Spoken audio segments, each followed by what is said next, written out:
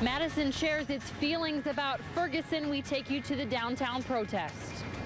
And witness a raptor rehabilitation, a story you'll only see on News 3. I don't want someone else's child to go through any of what he went through. Her 7-month-old son ended up with a broken leg at his daycare. Now News 3 investigates, finds out how parents can research child care providers. First at 6, officials in Ferguson, Missouri are calling for calm after last night's protests ended in vandalism, arrests, and 18 people injured. Among those calling for peaceful protests, Michael Brown's family and supporters after a grand jury chose not to charge a police officer in the 18-year-old shooting death. And tonight, the Madison community gathered downtown in the wake of the decision. Our team coverage begins tonight with News 3's Jessica Arp outside the Public Safety Building for us tonight, Jess. Well, tonight's protest here was peaceful. A few hundred people lined the sidewalk in front of the Public Safety Building, then entered this intersection and marched in the streets for change. Joining a crowd of people in front of the Dane County Public Safety Building, the Young, Gifted, and Black Coalition tried to tell traffic driving by that Black Lives Matter. Now let's be clear.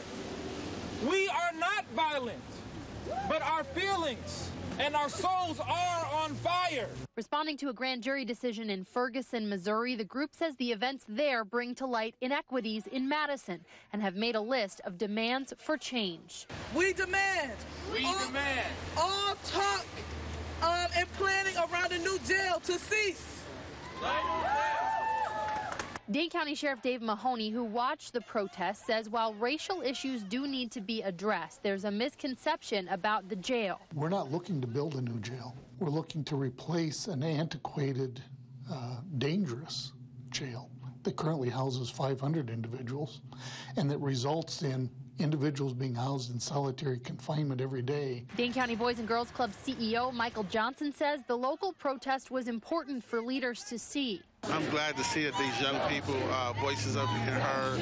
I asked the sheriff and the police chief to come out to hear what they got to say, and I think it's important that we listen to how they're feeling today. The protest, which moved into the street and around the square, took a sentiment that started in Ferguson and brought it home. We are standing in the middle of the street because we are hurting and we're tired of hurting. Every week we will plan an action until our demands are made. We will no longer be quiet.